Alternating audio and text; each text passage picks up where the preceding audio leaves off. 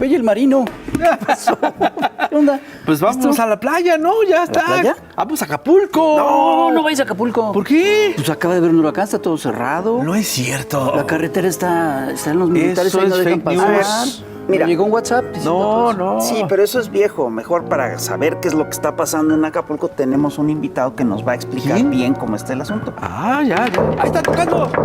Órale. Ni más ni menos que Ahí está la pelota.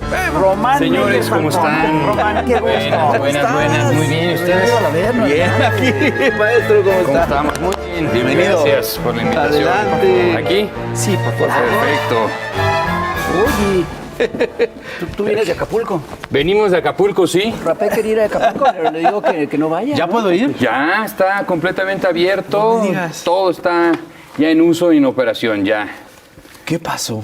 Pues mira, ya pasó la primera etapa de emergencia y ya se concluyó. La restauración de servicios básicos, agua, luz, drenaje y la limpieza de las avenidas principales ya está concluido. Wow.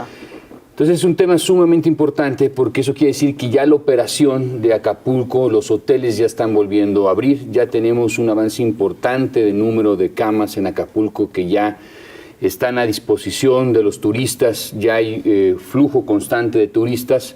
Entonces la parte de emergencia ya se concluyó. Ahora estamos entrando a una segunda fase, que es la reconstrucción, el proceso de reconstrucción. Y ahí es donde el gobierno federal está dando apoyos de vivienda. Ya cumple prácticamente el 80-90% de los apoyos ya se entregaron de forma directa a las familias por la parte de la Secretaría de Bienestar. Entonces, hay que recordar que es un proceso de reconstrucción. Sí, claro. Va a tomar tiempo, pero ya la primera etapa, la parte de emergencia, los servicios básicos ya están restablecidos. Incluso podríamos decir en el caso de agua, que está mejor que como estaba previo a Otis.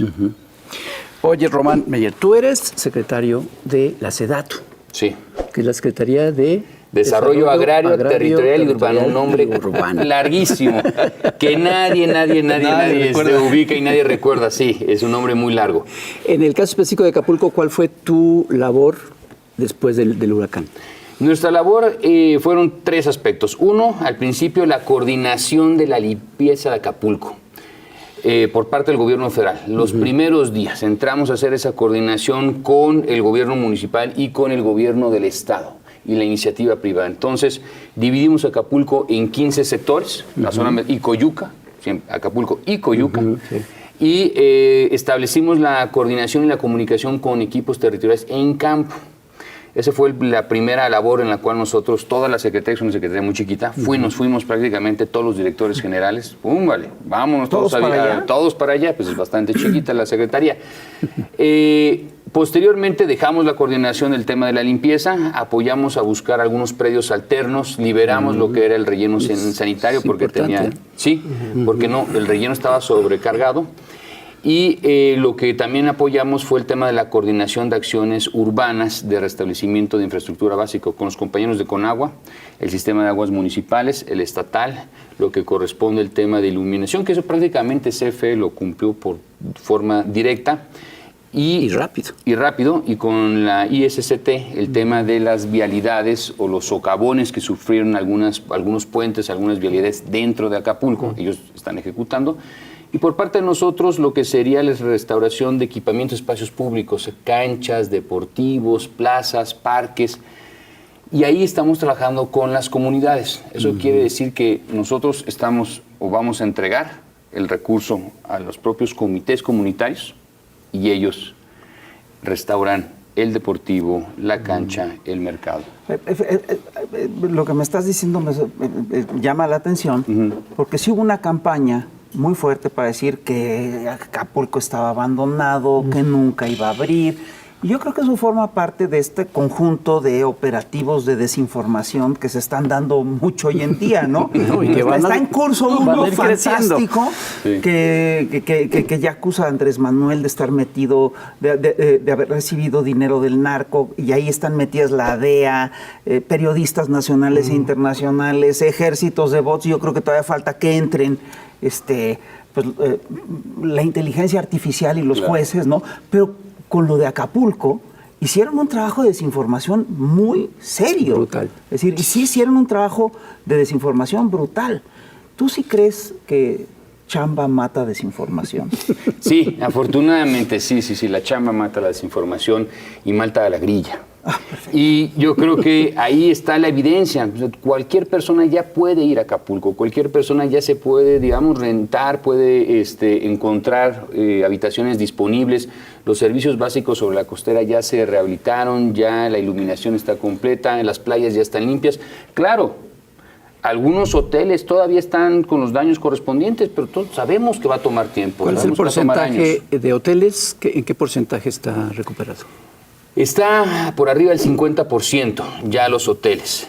Ya la apertura de las camas, el número, el censo completo de las camas ya está por arriba del 50%. Es muy alto. Es bastante alto. La zona, digamos, principal del Acapulco Central, la bahía, es, digamos, la parte que vemos más actividad principalmente, ¿no? Hay otras zonas donde va a tomar un poco más de tiempo, sobre todo los condominios, estos particulares, estas grandes torres que vimos las imágenes. El llamado Acapulco Dorado. Exactamente, donde la tabla roca salió volando. Sí. Pero fíjate, algo muy interesante es que las viviendas populares, las viviendas que están en la zona centro, esas se están rehabilitando bastante rápido con el programa de otorgamiento de recursos inmediatos a las familias. Directos. También hay que recordar que sigue habiendo un número importante de elementos de la Marina y del Ejército constantemente patrullando, dando despensas, forma, digamos, presencial. Y creo que algo para el tema de seguridad que Acapulco no tenía. El presidente generó distritos donde la Guardia Nacional va a tener nuevas sedes. Entonces fue una oportunidad para el presidente, para la materia de seguridad, tanto en Acapulco como Coyuca, donde ahora la Guardia Nacional va a tener un importante número de sedes regionales y locales dentro de Acapulco y Coyuca. Y esto va a garantizar que Acapulco va a estar blindado en la medida de lo posible en materia de inseguridad. Oye, tú estás diciendo que una parte importante del trabajo que ustedes hicieron allá es una cosa de vivienda. Hay una propuesta, un paquete de 20 propuestas de reforma del Estado, y una de esas propuestas tiene que ver con el tema de vivienda. Sí, una de esas tiene que ver con el tema de vivienda y particularmente el elemento central es que Infonavit, esta es la gran institución en materia de vivienda, pueda ejecutar vivienda, pueda hacer vivienda y pueda poner en renta vivienda. Fíjense, algo muy importante. Infonavit anteriormente podía hacer vivienda, luego dejó de hacer vivienda, ¿no? Por mucho tiempo. Este gobierno lo que nosotros hemos atendido es la parte del déficit de la vivienda. O sea, hay dos aspectos, ¿no? El déficit de vivienda son aquellas viviendas que no tienen agua, servicios básicos, luz, requieren una habitación. Eso hemos disminuido el déficit habitacional importantemente, casi de 4 millones de mexicanos. Eso es suerte. Eso es un dato muy importante. Casi 4 millones de mexicanos han salido del rezago habitacional en esta administración, cosa que no había pasado antes. ¿Por qué? Porque atendimos el rezago. ¿Por qué dejó de hacer vivienda Infonavit? Prácticamente en los años 70, 80 hacía obra por administración. Ya después, posteriormente, dejó, se fue, digamos, perdiendo la vocación de que Infonavit pudiera hacer vivienda. Ahora se pone sobre la mesa que Infonavit regrese a hacer vivienda y creo que es una muy buena oportunidad de poder hacer vivienda, sobre todo vivienda bien ubicada, interurbana. Que era el problema que siempre estaba en la periferia. Estaba en la periferia. Entonces, si tú tienes a la principal institución del país en materia de vivienda, ahora con la capacidad de ejecutar vivienda, entonces, y que esta institución no depende del recurso federal, porque es tripartita y es de los trabajadores ese recurso, y ahora tiene la posibilidad de construir de nuevo viviendas, algunas ponerlas en renta, otras ponerlas en posición de venta directa, la posibilidad de que hagan vivienda interurbana bien ubicada. Y eso es algo que ya no se veía, ¿no? Claro. Entonces tenías esta política de vivienda en los años 50, muy importante, que se gestionó en México, que tenemos, ¿no?, la unidad habitacional Miguel Alemán, tenemos Tlatelolco, que eran estos grandes desarrollos de vivienda social, pero con un concepto urbano, con un concepto de decir equipamientos, espacios públicos, bien conectados, y que se perdió. Y creo que es una oportunidad de dignificar de nuevo la vivienda social, la vivienda de los trabajadores. Sí, porque eso permitió pues el crecimiento de la ciudad, pero bien, con un orden, pues, ¿no? Exacto, y después lo que vivienda pasó, bien ubicada, Ajá, que es algo que exacto. lo que está pasando, el modelo que teníamos, cuando nosotros llegamos, tenemos el dato de 650,000 viviendas abandonadas en el país. Porque están... En casa de... están ya lejos, sabes están dónde. Están, sí, por Están Chiapas. alejadas, exactamente. Sí. Sí. Sí, están por el rancho del Y son jefe. chiquititas y son... No, inhabitables. Inhabitables, ¿no? Y entonces, si tienes la posibilidad de entonces adquirir suelo, tener buen suelo interurbano como una política de Estado, no como un particular, no como un desarrollador particular, como una política de Estado, puedes entonces volver a tener vivienda social accesible a buen precio dentro de las propias ciudades. Ay. Pero eso, ¿cuándo va a pasar? Pues va a depender de que esta reforma pues vaya avanzando y que se vaya a aprobar. Ese es el tema central. Esa es la cuestión. El tema central. Es una cuestión, señoras y Tema señores. central, Pero o sea, vamos con C. antes de irnos a Acapulco, vamos a ir a un corte comercial. No se vaya, no te vayas. No, aquí y estoy. Vamos a ver a la chamuca Cintia Bolio y regresamos.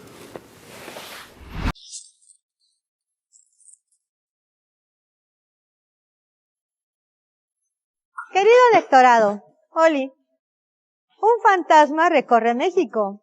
El fantasma de André Breton en la llamada Marcha por la Democracia. Muy sonriente él, por cierto, viendo cómo el PRIAN Rosita anda defendiendo la democracia de nosotros, sus millones de votantes y votantas, ciertamente. Y es que solo en un país surrealista y muy respetuoso de la libertad de expresión y manifestación, sucede que los partidos causantes y productores de un país de pobres marchan para defender al país y su población de su máxima obra. Pero no digamos neoliberalismo, que les duele. Mientras esta minoría opositora se congratula de su reacción del día, desde aquí marchemos con las sabias ancestras que lucharon, pensaron y escribieron sobre la libertad y los derechos de las mujeres, dedicando sus vastas obras a la causa de la mitad de la humanidad. Empezando con la gran Rosario Castellanos, my love, quien comprendió vivencialmente la opresión de indígenas y mujeres por igual. Escribió: la mujer debe romper los modelos que la sociedad le propone y le impone para alcanzar una imagen auténtica y consumarse en ella. Carol Hanisch y Kate Millett, tremendas estadounidenses, aclaran: lo personal es político.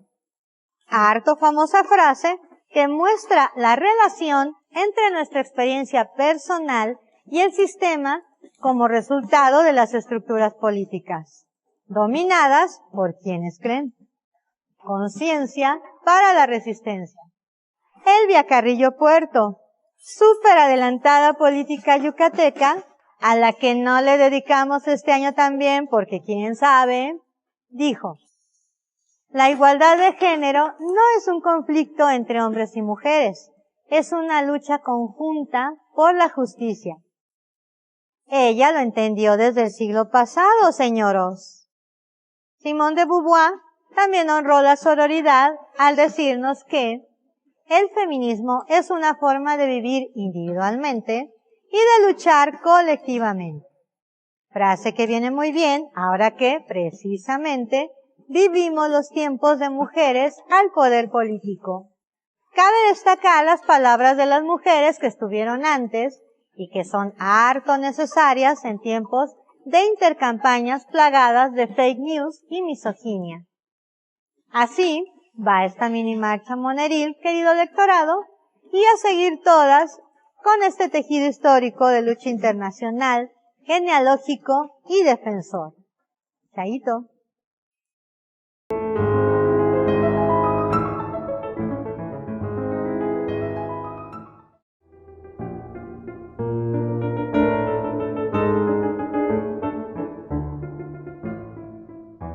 Seguimos en Chamuco TV, estamos platicando con el titular de la SEDATU, Román Meyer Falcón.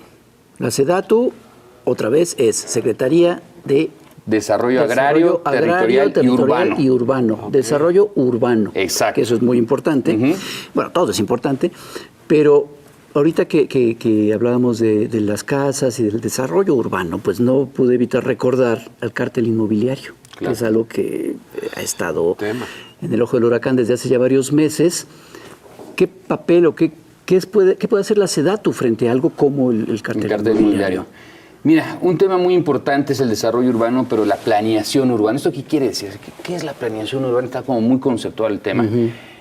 Prácticamente es qué podemos construir en nuestros territorios, en nuestras alcaldías, en nuestras colonias. Y para eso todos los municipios, por obligación, tienen que tener un documento técnico que diga, ¿no? Usted puede hacer vivienda aquí, usted no puede hacer vivienda acá, este es un bosque, este es un mangle, usted no urbanice aquí, ¿no? Tiene un valor ambiental. Y estos documentos, estos programas de desarrollo urbano son la base de los permisos de construcción y los usos de suelo. Entonces, nosotros hemos venido promoviendo estos instrumentos. Vamos a terminar en el sexenio aproximadamente con 300 programas de desarrollo urbano entre regionales, estatales, metropolitanos, municipales, a comparación de la administración pasada que hizo 3. Y no se publicaron, por cierto. O sea, 3 que no se publicaron, porque nosotros tenemos que ingresarlos en los registros públicos de la propiedad. Por si llega a ser el caso que hay una transacción, ¿no? Un notario público que da un permiso en un mangle o en un bosque, oiga, pues sí, para que no leyó de usted algo. el programa de desarrollo urbano, esa zona no se puede urbanizar. Esa es la forma de cómo combatir el cartel inmobiliario. Que estos instrumentos se publiquen, que sean de conocimiento de todos, que sean criticados, que sean debatidos, que digan, oigan, ¿sabe qué? Resulta ser que, ¿no? Miren, aquí coincidió con la imagen que acabo de sacar. Este documento, usted dio un permiso de construcción, pero su programa de desarrollo urbano de esta alcaldía está desactualizado desde hace 15 años. En sentido estricto, podrías meter un amparo y decir, usted no puede otorgar permisos de construcción porque el instrumento base para otorgamiento no está actualizado. Fíjense lo que estoy diciendo. Ustedes podrían meter amparos, la ciudadanía podría meter amparos contra las autoridades locales, que son sus atribuciones, porque los instrumentos no están actualizados. Pero ahí es toparse con el Poder Judicial. Exactamente. Pero digamos, es una línea que está ahí, que está vigente, que casi no se usa para poder, digamos, desde la ciudadanía decir, oigan, no se puede dar esos permisos de construcción porque en su documento base no están especificados. ¿Dónde podemos consultar estos? Esos instrumentos tienen que estar en las páginas web de todas las alcaldías y todos los municipios, y si no, por transparencia se pueden solicitar. Pero algo también muy importante y lamentable al mismo tiempo, el 80% de los municipios en México, a nivel nacional en México, no tienen estos instrumentos o no los tienen actualizados. El 80% de los municipios, pero se siguen otorgando todos permisos de construcción. Claro. Ahora, fíjate, se está dando un fenómeno que es curioso. Antes se solía asociar la irregularidad en los predios, en las escrituras, con los sectores más pobres de la zona urbana o de las zonas rurales. Hoy en día eso se está dando en los sectores de clases medias. Sí. Por todas estas irregularidades que ¿Qué hacen ustedes para poder resolver eso? ¿Qué papel juegan ustedes en ese proceso? Nosotros, a través del INSUS, que es un pequeño instituto, hacemos el proceso de regularización de la tenencia. Pero sí es un tema que hay que seguir profundizando en los próximos años. Prácticamente al año entran 90,000 familias al mercado irregular del suelo, pero entran por un tema obviamente de necesidad. O sea, es 90,000 familias al año. Pero es un tema de un derecho constitucional, derecho a la vivienda, una vivienda digna. Entonces tenemos la obligación todos, ¿no? El gobierno, los diferentes órdenes de gobierno, de poder proveer suelo bien urbanizado. Y es ahí también una posibilidad, digamos, a futuro, que el Estado pueda también concentrarse en poder no solamente hacer vivienda bien ubicada para los trabajadores o los apoyos a los que no tienen acceso a un crédito, pero también el suelo bien urbanizado, suelo, digamos, conectado, para que ya las familias puedan, digamos, construir sus propias viviendas. Y creo que es un tema donde se puede profundizar para reducir este tema de las 90,000 familias que entran al mercado informal, ¿no? Y que pues, ya sabemos cuáles son las condiciones, ¿no? Sin agua, sin luz, sin drenaje, sin escrituras. Oye, ¿y si hay perspectivas para resolver parte del problema de vivienda con las reformas que se están planteando? Sí, yo creo que ahí... ¿Cuáles son las ventajas? Las ventajas, uno es particularmente con la reforma puntual es que el Infonavit pueda hacer vivienda. Y si el Infonavit puede hacer vivienda es que podemos atender la demanda de mejor forma. Fíjate, está por un lado la demanda y el otro tienes el déficit. Son dos cosas distintas. Uno es la demanda de vivienda nueva y otro es el déficit de la vivienda ya preexistente. Entonces, con la reforma que propone el presidente ya hemos disminuido, digamos, el déficit habitacional en el país, ¿no? Importantemente, las carencias de servicios básicos, ¿no? Y ahora vamos a atender de mejor forma esa demanda de vivienda social, porque la vivienda social prácticamente cada vez viene bajando más, se produce menos vivienda social en el país. Porque los costos son cada vez más altos y particularmente el suelo. Si el suelo es caro para el desarrollador, sí, claro, ese margen de vivienda social ya no se están metiendo porque ya no es, digamos, ya no es productivo, ya no tiene una utilidad del desarrollador. Les toma mucho tiempo, el tema de los permisos de construcción, les toma, digamos, ya es algo que es poco apetecible para los desarrolladores. Pero si ahora la gran institución puede fortalecer estas viviendas, esta necesidad de vivienda nueva, pues, tanto el déficit de vivienda como las carencias de servicios básicos, pues los podemos los dos atender. Y en cuestión de espacio, o sea, si hay espacio para vivienda nueva, ¿no hay un problema ahí? En relación del suelo, es una cuestión de una gestión política.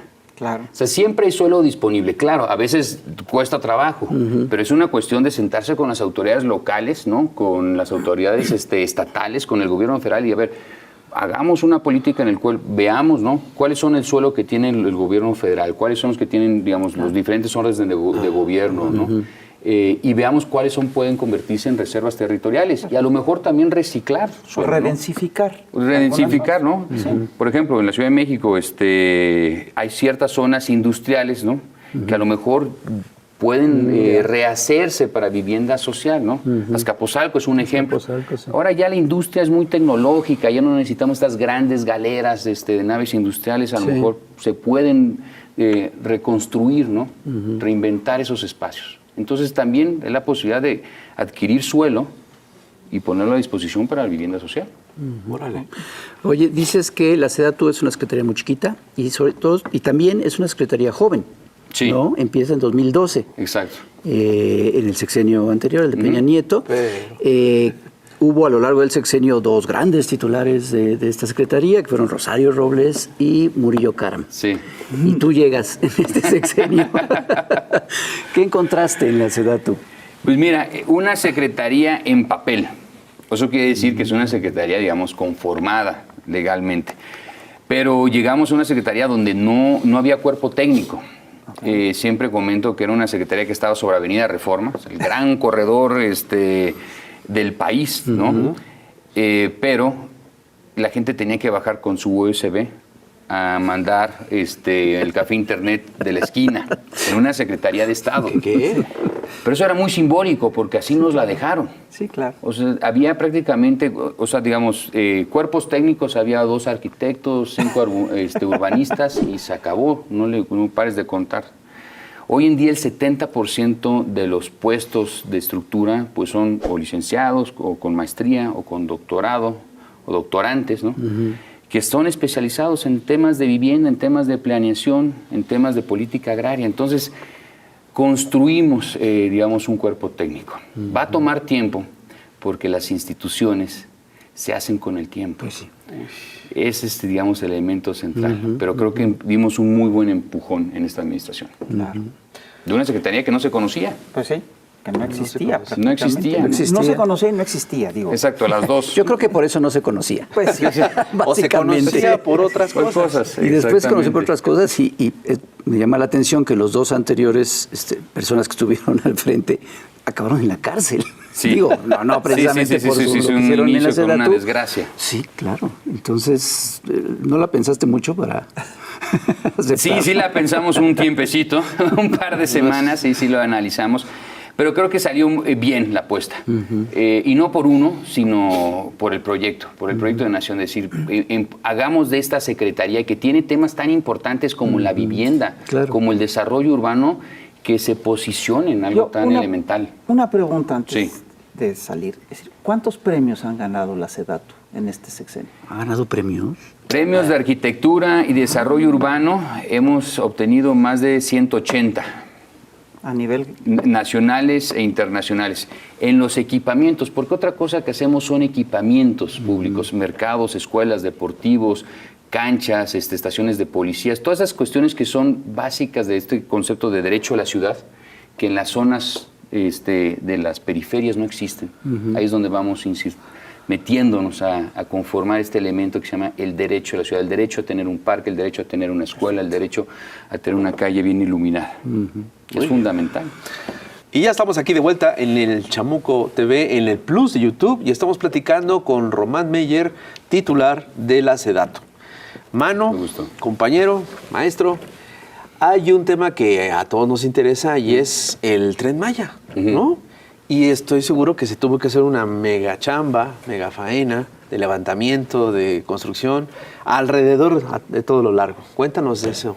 En el 2019 nosotros entramos con el tema del Tren Maya haciendo el programa regional. Entonces, generamos un convenio con todos los gobiernos estatales, los 5 gobiernos estatales, para que actualicen su programa de ordenamiento ecológico y desarrollo urbano, y después los municipales. Eso quiere decir que donde esté cada una de las estaciones o el paso del tren, actualizamos los programas de desarrollo urbano a lo largo de todo el trayecto. ¿Eso qué quiere decir? Ordenamos los usos de suelo, los permisos de construcción, y aseguramos que no se vayan a expandir estas ciudades. Por ejemplo, un caso, Tulum o Cancún. La tendencia del crecimiento, particularmente Tulum, ha sido un desdoblamiento inmenso, ¿no? Una tasa de crecimiento muy similar a la que pasó en Mérida.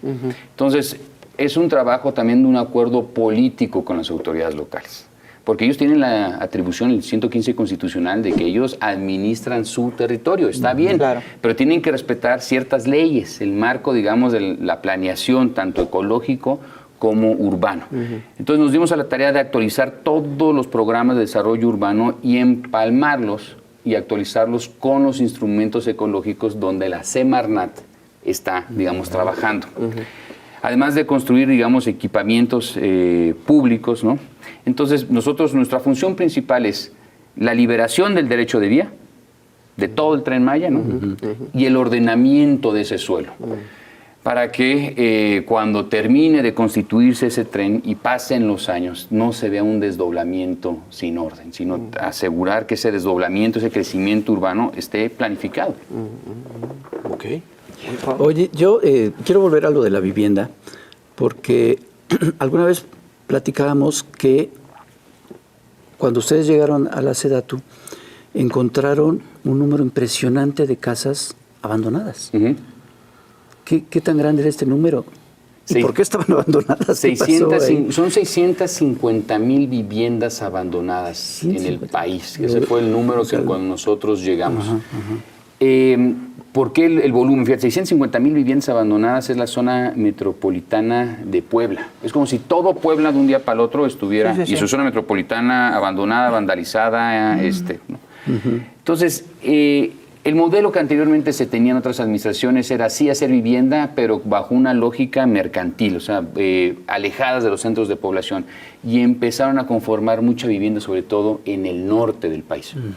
Cuando el rezago habitacional o la demanda, digamos, de viviendas se está centrando en la parte centro y sur del país. Entonces tú tienes, digamos, una colocación masiva en el norte, en las administraciones pasadas, cuando el rezago habitacional está en el centro-sur. Entonces, o sea, hacías vivienda donde no se necesitaba hacer vivienda. Entonces la lógica es una lógica estrictamente de mercado, donde es rentable donde es negocio hacer el centro habitacional, se hacía el centro habitacional, no donde se necesita. Exactamente. Y eran estos modelos donde eran miles de casas igualitas, ¿no? Donde te podías perder. Porque, y además chiquititas y habitables. Huevito. Y no había nada al lado. O sea, eran puros terrenos llanos.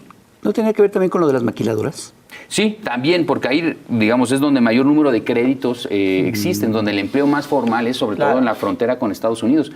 Pero el modelo de hacer esta producción masiva, ¿no? Fordista, ¿no? Así como maquila, exactamente. Además, la gente llegaba ahí y de paso, no era para quedarse ahí, supongo que también por eso. También algo que no entendió el modelo, sí entendió, pero no quiso, digamos, entender, es que gran parte de la población en la zona fronteriza, pues no es permanente, es fluctuante, porque no están de ahí constantemente. Y ese fue el fracaso. Pero eso básicamente lo que te plantea es que el Infonavit estaba ahí para resolver problemas para las constructoras, para las bancas, para los grupos que hacían el financiamiento y no para los trabajadores. Para los trabajadores. Exactamente, no para los trabajadores. Entonces, ¿cómo te explicas por qué pasó eso? ¿Quién estaba al frente del Infonavit en esa? Pues estuvo un banquero. Ah, bueno.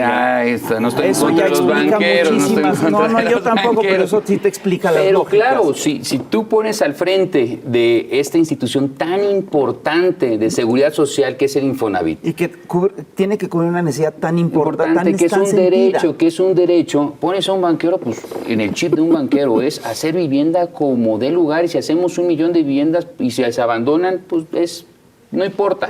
Se hicieron las viviendas, se hizo la especulación, ¿no? Estas grandes desarrolladores que después tronaron, ¿no? Claro. Que no duraron mucho tiempo. Y había también en ese entonces el subsidio. El subsidio se daba directamente a las desarrolladoras, ¿no? Bueno, supuestamente a los trabajadores. Entonces el mayor número de viviendas abandonadas tuvieron subsidio del gobierno federal. Fíjense el doble... el negociazo. El negociazo, ¿no? Entonces, fíjense, afectación directamente a los trabajadores, el recurso federal mal utilizado, la vivienda abandonada y luego pues todo el problema de seguridad en esas comunidades. Claro. Porque entonces tú llegas y tienes 10,000 viviendas abandonadas, ¿no? Entonces pues se vuelven nichos de extorsión porque esas viviendas también se utilizan por gente que las utiliza, pero en muchas ocasiones les cobran el derecho de piso para poderlas habitar. Claro. Entonces, el peor de los escenarios posibles, espacios inhabitables, donde el municipio no entra con los servicios básicos, o en muchos casos no cumplió, zonas también inundables, ¿no? Donde no se debieron haber hecho vivienda y que no se conectaron a los servicios básicos. Entonces, el peor de los universos... Una distopía. Exactamente. Por eso, nuestro elemento, nuestro paraguas general fue atender el rezago habitacional, no la demanda. El rezago, claro. Y el rezago está principalmente en los estados o en las zonas centro y sur del país. Es que una cosa muy loca, porque todo el modelo económico neoliberal se plantea que todo tiene que girar alrededor del mercado. Sí. Pero el mercado luego es muy irracional. Sí. Luego el mercado te lleva a cosas, generalmente. Un desastre. Sí, te un lleva desastre de política un desastre de vivienda. humano. ¿No? Es decir, te lleva... Y de seguridad. Y de seguridad, claro. Sí. Oye, ¿y qué hicieron? Llegaron y encuentran 600,000 casas abandonadas. ¿Qué es lo que se ha hecho? 650,000. Muchas de estas viviendas no se pueden recuperar ya. De plano. De plano. No. Hay que hacer... Destruirlas. Pero también están muchas en un tema de un litigio. Entonces, el Infonavit hacía este proceso, ¿no? Que cuando llegamos... hacía procesos judiciales masivos, ¿no? Entonces les quitaba la vivienda a 5,000, 6,000 familias, pero les notificaba en otro estado de la República. Un tema también de un conjunto de despachos de litigio que quitaban las viviendas a las familias sin notificarles. Entonces, o sea, no solamente se hicieron mal, sino había un proceso de litigio posteriormente para quitarles las viviendas a esas familias porque cayeron en deuda. Pues obviamente dejaron de pagar esas viviendas porque ¿para qué con el poco recurso que tengo y dinero, a qué pago yo una vivienda? Claro. Entonces, muchas hoy en día están entrampadas jurídicamente, pero los datos que tenemos que desde esta administración, ninguna vivienda se ha abandonado. Fíjate. Ninguna vivienda se ha abandonado. Entonces, el modelo completamente cambió, porque entonces flexibilizamos los créditos. Ahora ya no solamente tenemos exclusivamente para vivienda nueva, sino el mismo monto que tienes tú como trabajador, pues lo puedes utilizar para ampliar o mejorar tu propia casa, autoproducir tu propia casa, comprar un terreno propio. Entonces, la necesidad ya no, los mexicanos ya no requerimos tantas viviendas. O sea, ese es el punto central. Las que ya tenemos, necesitamos mejorarlas. Ok, entonces fíjate, es curioso porque yo recuerdo que surgieron, después del auge industrial y de la caída del auge industrial, surgieron los pueblos fantasmas. Aquí tú estás hablando de conjuntos habitacionales fantasma, pero más que llegaron a ser fantasma en tiempo récord, ¿no? Exacto. Sí, o sea, se inauguraron y nunca se poblaron. O sea, al día siguiente nunca se llegaron a poblar. Algunos se llegaron a poblar y luego un fenómeno que cuando yo las recorría, ¿no? Entonces empieza este proceso en que una vivienda se abandona. Entonces la del vecino se abandona y luego el del vecino de enfrente se abandona. Entonces es un efecto dominó donde si en una manzana, una cuadra, empiezas a tener viviendas abandonadas, el efecto es multiplicador. Entonces el de enfrente no quiere vivir al lado de una vivienda abandonada que ya está vandalizada por el tema de inseguridad. Entonces empieza a ser como un efecto dominó donde toda una cuadra pasando los meses se empiezan a abandonar. Claro.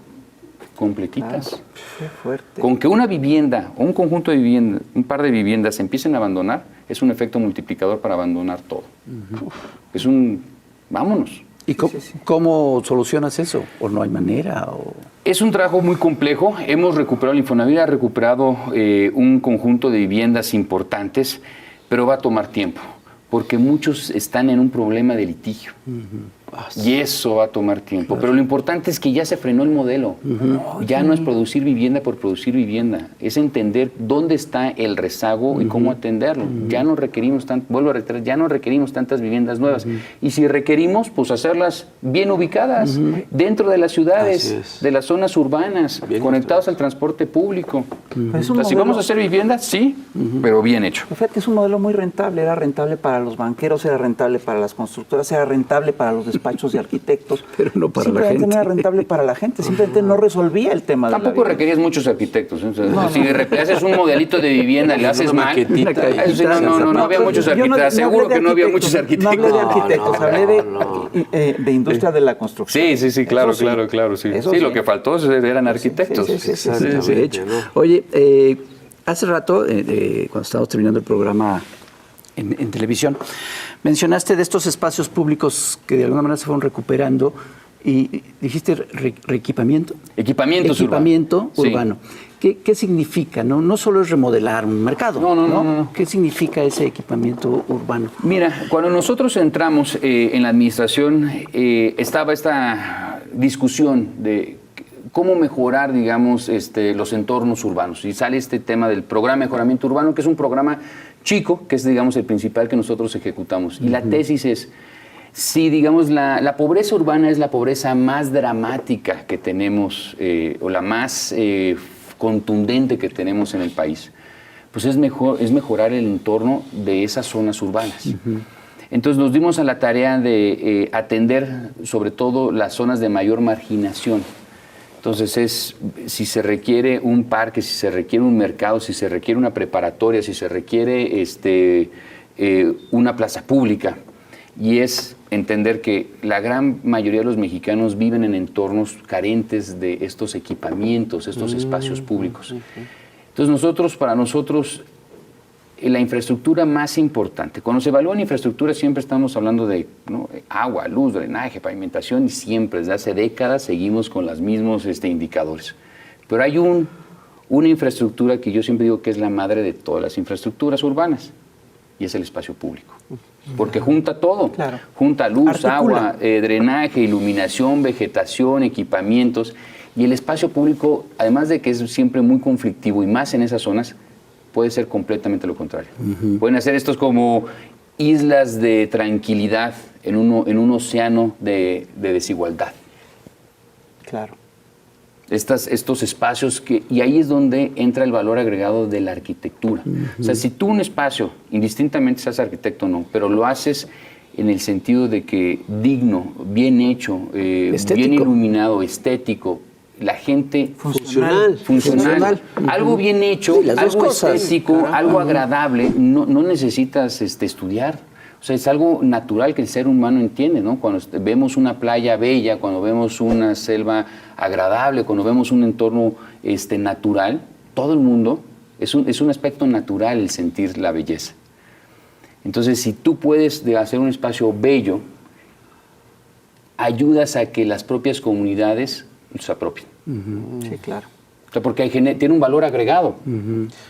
Estos son, por ejemplo, proyectos, son los que han ganado algunos premios arquitectónicos. Sí. Yo recuerdo un lugar, corrígeme si me equivoco, en San Blas, Sí, ¿no? el muelle de San Blas. El muelle de San Blas. La canción. Con una estructura Abierta.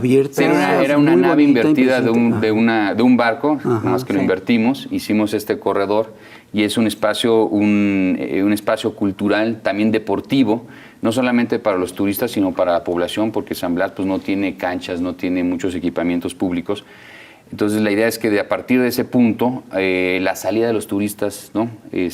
Pueda ser mucho más fácil del puerto a las Islas Marías, porque se abrió esta comunicación de las Islas Marías. Entonces, ese es uno de los equipamientos que tenemos, que se hizo, que yo creo que bastante bien, y se generó una plaza pública que no solamente es para los turistas, sino para que ahí la población pues vaya los fines de semana, pueda utilizarlo, pueda degustarlo. Entonces, hay que buscar que los espacios públicos tengan esa funcionalidad, ¿no? Eso vuelve a articular, eso le vuelve a dar a la gente el derecho a la ciudad, ¿no? El derecho, exactamente. ¿Y cómo puedes reforzar el tema del derecho a la ciudad? Muchas formas. Uno es desde la parte de la educación. Por un momento siempre habló hace un par de meses sobre el tema de los textos de libro, ¿no? O sea, los contenidos. Yo siempre comento, ojalá pudiéramos también hablar del derecho de la ciudad con los libros de texto. Claro. El por qué es importante decirle a un niño, a una niña, por qué es importante que tu calle esté bien iluminada, por qué es importante que tengas un parque cercano, por qué es importante que tu primaria o tu secundaria, tu escuela, o tener un centro de salud. Este concepto de los equipamientos que en algunas zonas urbanas son rápidamente, ¿no? Pero en muchas no. Es también un tema que tenemos que empezar a meter en un tema desde chicos, desde la formación, para que sea una demanda. Si yo tengo el derecho a una calle bien iluminada, que me dé seguridad a mi colonia, que yo pueda salir de mi casa y no me sienta insegura. Entonces, ¿cómo refuerzas eso? Pues dejando intervenciones muy puntuales que den a entender que eso es las condiciones que tenemos que buscar. De la SEDATU ya hablamos del urbano, territorial y agrario. Y el tema agrario, muy, muy importante. ¿Por qué es importante el tema agrario? Porque el 52% del territorio nacional son ejidos y comunidades. 52%. El 52% del territorio, afortunadamente, siguen siendo ejidos y comunidades. Entonces nosotros tenemos la atribución de administrar esos territorios a través del Registro Agrario Nacional, de la Procuraduría Agraria, todos los trámites que los ejidatarios y los comuneros tienen que hacer día a día, tenemos la obligación de llevar a cabo ese seguimiento, esa atención a esa población.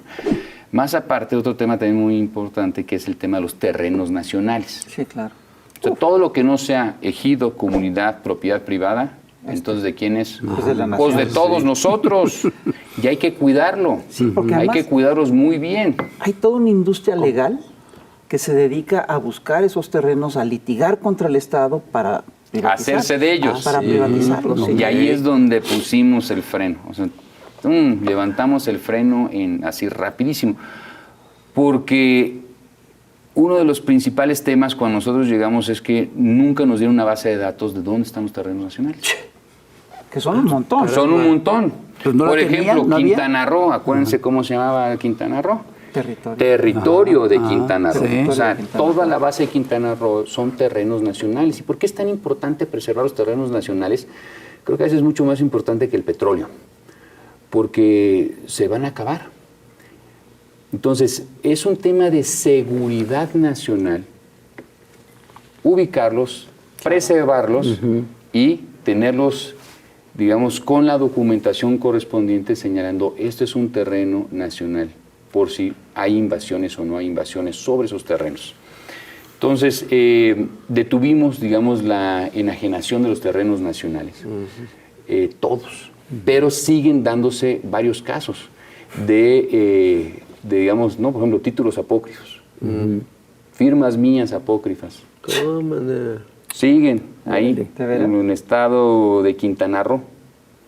Es un estado donde hay que ponerle mucha atención Claro. en el tema de la regularización y resguardo de los terrenos nacionales. Porque si no lo hacemos, pues se van a perder. Claro.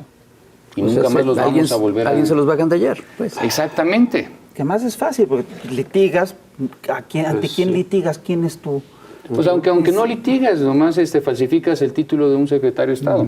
Sí, claro, pues sí. Este es el caso. Exactamente, ¿no? Entonces es un tema sumamente preocupante de derecho que no podemos como Estado, toda la sociedad no podemos ya permitir ese tipo de abusos, ¿no? Porque es una propiedad de todos Sí, claro. y hay que defender esos terrenos. Es parte de la defensa de la soberanía. Es la parte de la soberanía nacional. Sí, claro. O sea, el Estado, ¿no? O sea, tenemos que entre todos defender nuestro territorio. Sí, claro. Y tenemos que preservar ese territorio. Una forma es, obviamente, ordenarlo, asegurar que no crezcamos de más y crezcamos mal. Pero otro tema también es asegurar que esos terrenos, como la atención a ejidos y comunidades, pues se preserven, se defiendan Perfecto. por las futuras generaciones. ¿No? Pues sí. Está padrísimo. O sea, y- lo que quieres decir es que la SEDATU sí tiene sentido que exista. Sí tiene sentido. tiene Yo estoy a favor de que exista. sí exista. Sí tiene temas muy importantes, la vivienda, Sí, claro. el tema agrario, El ordenamiento territorial, claro. la preservación de los terrenos nacionales. No, está ¿No? padrísimo. ¿Necesita nuevas herramientas la SEDATU, mejorar en algo? ¿Tú propondrías algo? Yo creo que también requiere un poco más de personal técnico. Tiene muchas obligaciones y somos muy pocos. Entonces, sí se requiere fortalecer en algunas áreas, no muchas, en algunas áreas tener un poco más de cuerpos técnicos. No nos damos abasto, como muchas otras entidades, ¿no? Y creo que eso sería, digamos, un beneficio para todos nosotros. O sea, ahora que Álvarez Maínez llegue a la presidencia, ¿tú le recomendarías eso? Recomendaría eso. No sé por qué se rieron. Pero sin cantinas adentro de la oficina. Sí. Si no, no podemos sacar el trabajo sin... ¿Te gustaría a ti continuar al frente de esto o no es? Es una muy buena pregunta. No depende de mí, pero sí me gustaría mantenerme en los temas. Ok. En los mismos temas, el tema del derecho a la ciudad, el tema de la vivienda, el tema de la planeación. En el mismo terreno. En los mismos terrenos, ya hacer otras cosas, ¿no? Terrenos nacionales. ¿No? Sí, claro. Temas de bancarios o temas, temas de salud, pues no es lo mío, no es mi especialización. Yo creo que si uno ya tiene una especialización, ¿no?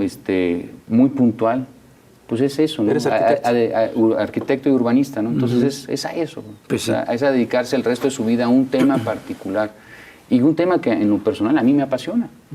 El tema de la arquitectura, el tema de la planeación urbana, a veces dijo, bueno, con todo lo que tenemos que hacer día a día y tal cansancio, es bueno, el sentimiento de ver una obra terminada y una obra en uso es de las cosas.